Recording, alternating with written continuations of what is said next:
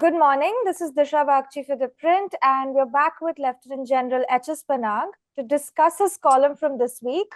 New disability pension policy for soldiers will discourage young Indians from joining the military. Welcome back, General. Thank you for being here. Yeah, Disha, it's always a pleasure to discuss my weekly column with you. So in this week's column, you look at the Indian Army's revised rules for pension and the disability compensation, which while attempts to streamline the process, but can negatively impact soldiers' welfare. So to begin with, what are the motivations of the Army for introducing this new policy? See, the entitlement rules, as they are known, for death and casualty and disability compensation, they have been in the vogue in the Army since the 40s, formally, in this form. And earlier, of course, being an essential part and integral part of welfare of soldiers, there were rules, but with effect from 1945, they have been, after the experience of Second World War, they were codified and called the entitlement rules. Thereafter, they have been revised from time to time.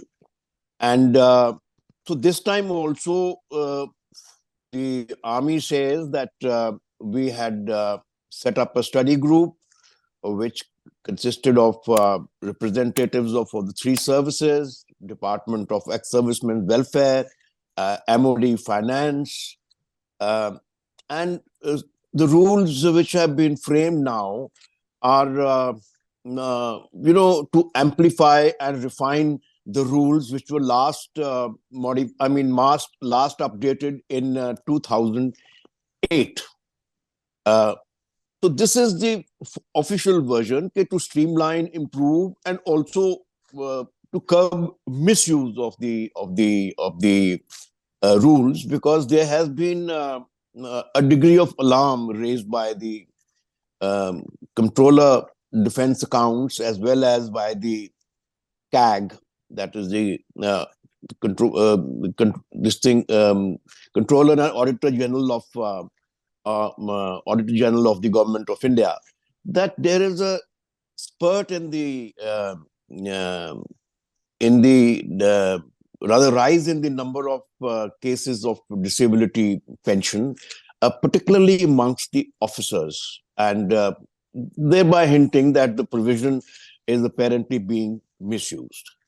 And immediately this new entitlement rules, which were promulgated on the 21st of September, ran into a controversy and were, criticized by some veteran associations. Though the criticism and analysis of the new rules was not that widespread. In fact, media in a perfunctory manner reported whatever the new rules are.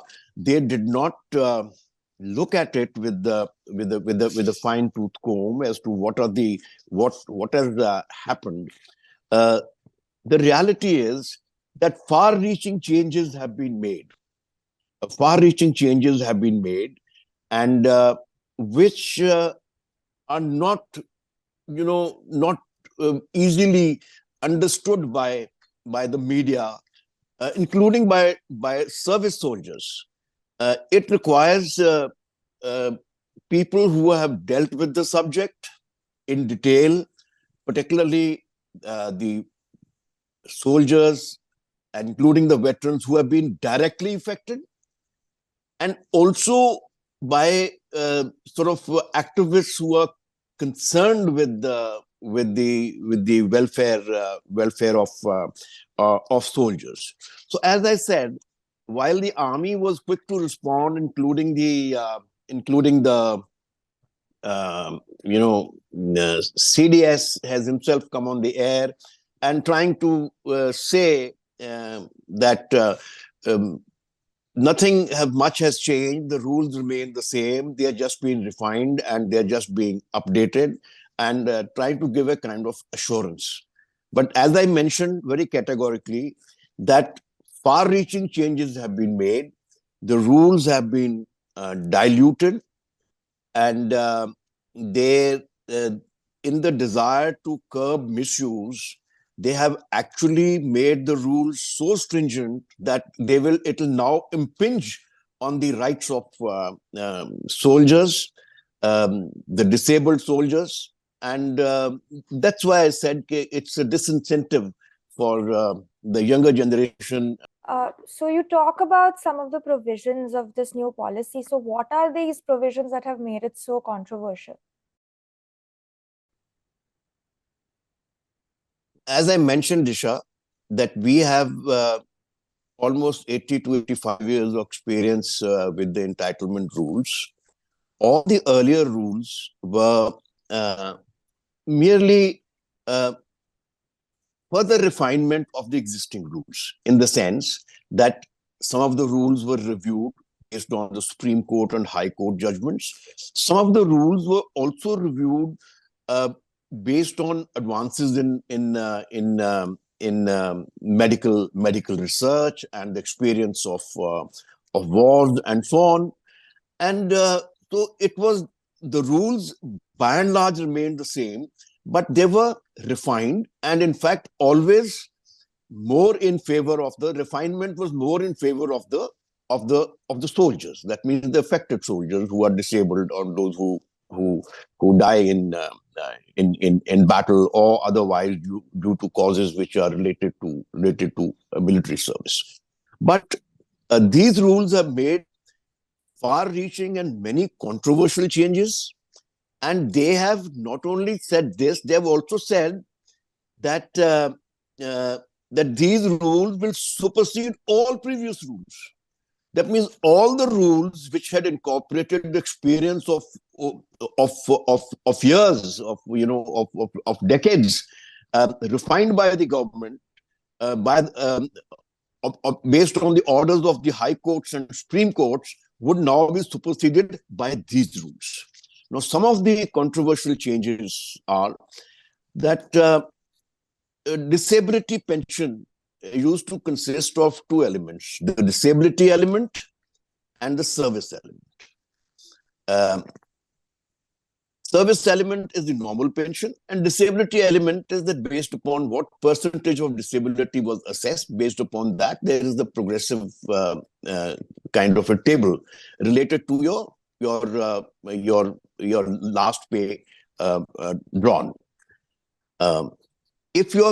If the disability is less than 20%, you are not entitled to disability pension, and if it was more than 20%, you were entitled to disability pension. Now, in the new rules, this term disability pension has been done away with, and in that, the new term has been introduced for the disability element, which was earlier disability element. It will now be called the impairment relief. Similarly, for war injury pension, those who were injured during battle, it will now be called war injury relief. Now, this is just, and they have also clarified that these no longer are compensation. These I stand corrected. These no longer will be considered as pension, but they are a kind of relief or compensation for the disability. Now, this has been done because there was the very old rule of income tax of 1922 that laid down that all soldiers who are disabled, are in receipt of disability pension, are exempt from income tax. Now, what it meant was, it is not only the disability element, but since disability pension included the disability element as well as your normal pension, so the entire pension of the disabled veteran or a veteran in receipt of disability pension was exempt from income tax. This was already a review by the CA, the Controller Defense Accounts, and it had in fact been diluted, and they had said that it will only be for those people who are actually sent out of service and also those in receipt of war injury and so on. But then there was a protest from the veterans, and the defense minister was on record in parliament to say that status quo would be maintained and we will review it. Now that the meaning of this disability pension as such has been changed, and impairment relief and war injury relief are no longer considered as pensions, so the income tax exemption which was available under this very old rule will not be applicable anymore. Now, this is definitely a very regressive step. While I agree that those who have completed their full service and are not battle casualties, there was a case that they need not be made exempt from income tax. But those who are battle casualties, who were sent out of service, so it is kind of it's a good welfare measure if the income tax exemption is kept applied to them. So this is one aspect. Second is that there was something known as invalid pension. Invalid pension was meant for those soldiers who were invalided out of service. That means their services were no longer required because their disability did not meet the requirements of military service. So these soldiers were then given what is called invalid pension. That is equivalent of the pension for those many years of service, plus the disability pension if they were disabled. Now, what happens is that at times there are soldiers who get injured while not on duty. So they are not entitled to any disability pension. So they only are entitled to invalid pension. And so invalid pension, I mean, a soldier who is injured on leave or loses a limb while doing his private work, so he is cannot be kept in the army, and he was sent out, and he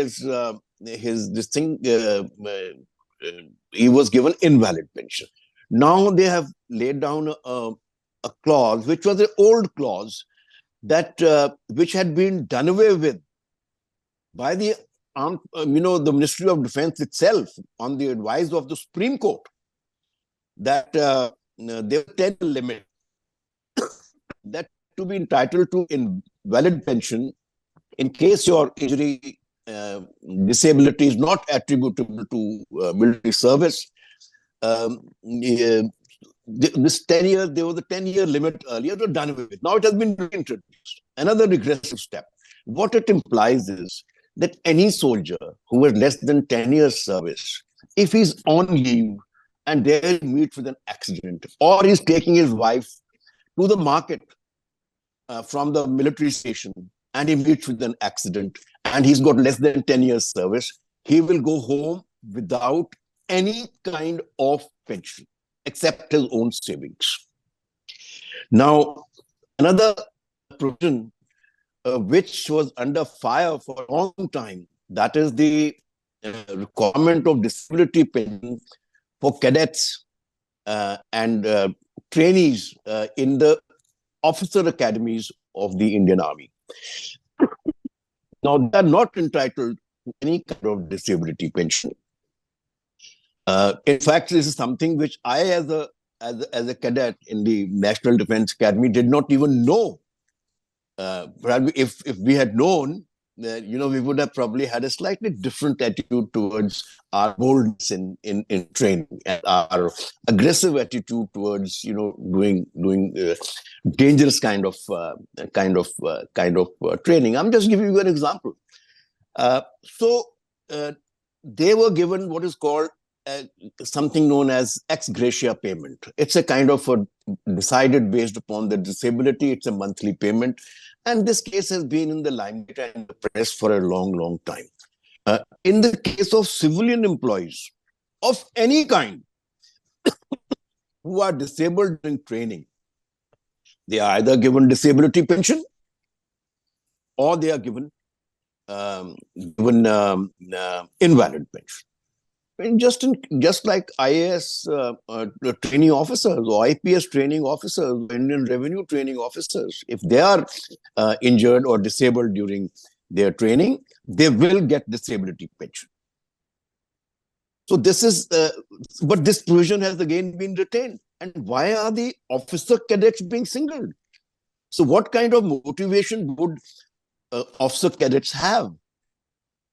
What about their approach to training? Like I mentioned, that I did not know that such a rule was there. I was under the assumption that something happens to us, we'll be taken care of. Now, so this is a very demotivating factor for young officers and women now joining our military academies, as compared to their civilian counterparts. But the biggest change that has been brought about, and the most controversial, is the casual connection of the military service to the disability. Now, since times immemorial, it has been assumed that once you are taken into the army, you are physically fit. And anything that happens to you in the army, it has a presumption that it is connected to your service, and particularly military service, which is where stress and strain are omnipresent. A, you are facing danger. B, you are away from your families for long periods, and most of the people serving in the infantry are away from their families for more than 50% of their entire service. They do not have the normal family life. They cannot rent to the normal family duties. Their sexual needs are not met. Their companionship needs with the other sex are not met. They are constant under threat. The shadow of the gun is omnipresent, and then the working is very hard. It's like leading the life of a regimented life, which is totally alien to civilians. When civilians go for a camp or a hard hike, they say, "Oh, we took part in this." What you see on the television, some of these shows, that we say, "Oh, that's great." These people are listening, but that is a show. That is a one-time adventure. What for you is a one-time adventure activity is a way of life for the armed forces. This is the biggest change that the new rules are making. First, they say that just because a disease has occurred, it is not necessarily that there is a connection with the military service, and it is attributable to service. Then, particularly with respect to diseases, now it has been universally recognized that heart disease, hypertension, cancers of various kinds, diabetes, psychotic disorders, they are all linked to stress and strain of military service. Now, this is something which was a given. And even for civilian employees of the government, it is a given. There are no ifs and buts. Person gets hypertension, or gets a heart disease, it is taken that it has happened due to stress and strain of his service. Now what has been done is, now they have qualified this issue of diseases and the stress and strain with respect to the diseases.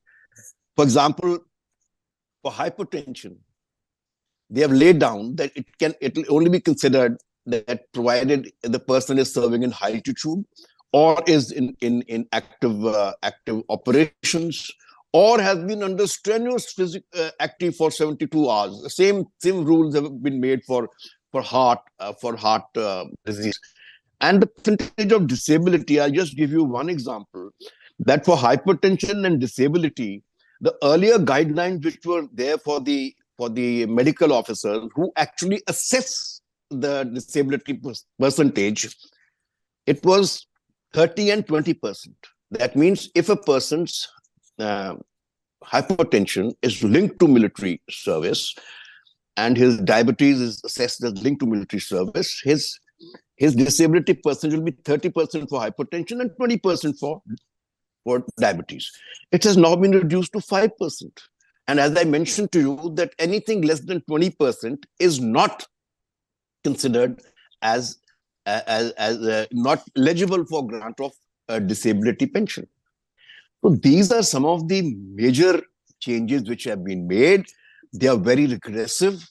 They do not compare well with the policies of the government, with the Supreme Court judgments, and with the similar rules which are applicable to civilian employees of the government.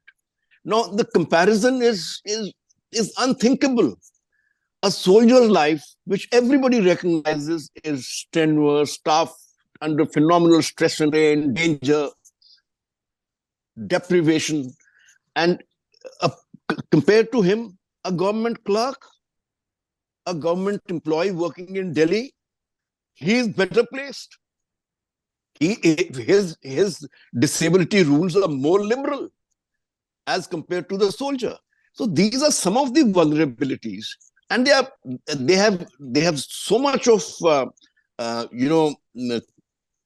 controversy in the new rules that we can come to that part when we deal with the last question as to what should we now really do about them. Right. So you mentioned how these regressive new policies supersede the earlier norms that were established over the years by the government and by court orders.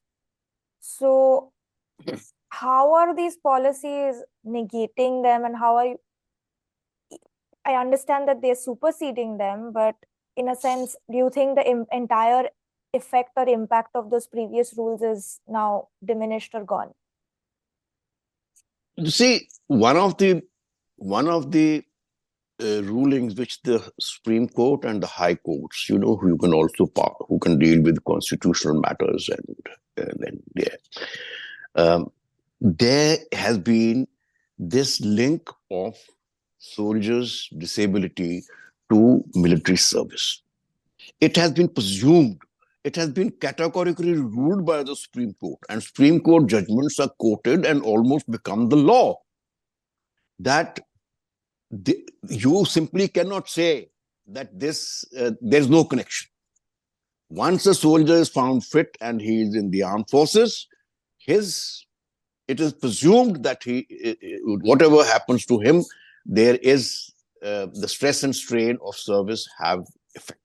But this is the major kind of judgment, and which has been universally accepted in the United States and even in all other modern armies. So this has been negated. Similarly, rules with respect to diabetes, hypertension, heart diseases, the Supreme Court judgments have refined the existing rules. These have again been negated. Then look at the government's own departments. The department of government's own welfare departments, their own rules for the civilians, they are constantly being liberalized in favor of the disabled. And here our rules are being made more stringent. That's why I mentioned that somehow it seems that the financial considerations and the observations of the Comptroller Defense Accounts and the Comptroller and Auditor General of India, they have been given undue and overimportance by the Ministry of Defense and the Army, and some ill-informed sort of civilian officials as well as military officers, including generals, because even the previous Chief of Defense Staff, General Bipin Rawat, is on record to say that these number of disability cases have to be reduced. Well, if the system is inefficient, if it cannot control misuse and abuse of the system, after all, it's been designed by you. the board of officers are independent, the medical officers are independent. If there is still if people are managing to hoodwink that, then it's your inefficiency. No, for your inefficiency and to satisfy the financial observations made by the accounts departments, you should not penalize the soldiers as a whole. So this is why these new rules will lead to another round of litigation, something which the government has been under severe criticism. That the biggest litigator, in fact, the biggest litigator against disabled soldiers is Right. the government. Right. It by itself. And I had in fact written an article that on one hand we carry we attend the funerals of our soldiers, and we go, we deify them, put them on a pedestal. And on the other hand, the government is battling them in Supreme Courts for their rights. Right. The rights of soldiers are under siege today. So now looking at this policy, what is the way forward? What are some changes that the army can make, and where do you think this policy is leading to? As I mentioned, that this is going to lead to a lot of litigation. And there is, firstly, there's the requirement of a far wider debate. I would blame our media. They have shirked their responsibility. Everywhere, they are amongst the first to deify the soldiers, put them on a pedestal, and criticize anybody who even asks for some sort of accountability for lapses, brand as anti-nationals. They're in fact, if I wrote an article once that this deification will lead to to drop in the standards. These policies will emerge that are detrimental to soldiers. But coming to this specific part, the media is absolutely silent. They have just dutifully reproduced whatever the government has given out, and then if a welfare association has written something, they just reproduce that. There's no independent analysis.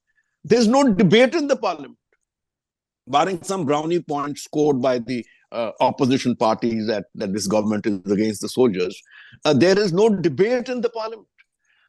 In the United States, this is the subject of intense debate in the Senate. And in our parliament, we hardly ever discuss it. I mean, it's a national shame that we don't discuss this. And no, Mr. Rajnath Singh himself, the defense minister, has made no statement. Otherwise, he speaks a lot about welfare of soldiers, but on this issue, he has just kept silent. I'm very surprised, both at the media and at the government, ministers themselves. Also, the public. If the public is not informed, when soldiers themselves are not aware of their rights, when the military hierarchy itself doesn't understand the problem as to what the problem really is, and why did we come to these rules over a period of 85 years? Why welfare of rights of disabled are one of the most important aspects of welfare of soldiers, because they are assured that if something happens to us, if something goes wrong with me, if I lose a limb, if I suffer from a disease because of stress and strain of service, me and my family will be looked after. Let me give you a historical point. After the First World War, there were massive protests in the United States by the veterans for inadequate compensation. And these protests continued for years, till finally the laws were amended. In the United States, 20%, 20% of all veterans, and they had a much larger army than ours. Even today, it is larger than us. Almost 20% veterans are in receipt of disability pension. Psychotic disorders, post-traumatic stress syndrome, large number of cases, which is quite common today. Soldiers get affected by what is happening. And let me give you the army's own example. When there's a person commits suicide, the first thing the army says, oh, he was suffering from stress and strain because of domestic issues. Well, there you are. He is separated from his family. He can't look after his family. He is denied the company of his wife for long periods, for 50% of his young life. And then you yourself say that he was suffering from stress and strain because of domestic issues. And then you do not consider it as something that can cause him disease. If he can commit suicide because of that, surely his heart can suffer. So can his body suffer because of this stress and strain. Even the latest case in which a major has allegedly thrown a grenade at his commanding officer in one of the Rashtriya Rifle units. Again, the army's response was that he was in a state of shock. Okay, why? What was causing a shock to him? Whatever it was, the environment, stress and strain. So coming back to the issue that what is the way out? The way out is, firstly, the parliament, the media, and the public must walk the talk. There's no point attending funerals, no point deifying the armed forces if you can't look after their welfare. This issue needs a wider debate, and it must be debated and must be discussed. Number two, these rules should be held in abeyance. And if need be, set up an empowered committee and put all the research documents in public domain and come up with more liberal, more soldier-friendly rules. You cannot, under no circumstances, must the government and the military look and appear to be as fighting its own disabled soldiers. Right. Well, thank you, General. I think you brought up some very interesting points on the new policy, which is, as you also mentioned, not being as extensively discussed as it should be, and some of the nuances of previous norms that have been existing and how this new policy supersedes all of them and how it could negatively impact, firstly, soldier welfare, but also discourage young people from joining the Indian Armed Forces. So for viewers interested in reading the full article by General Panag, the link to it will be in the description below. Thank you, and we will see you next time.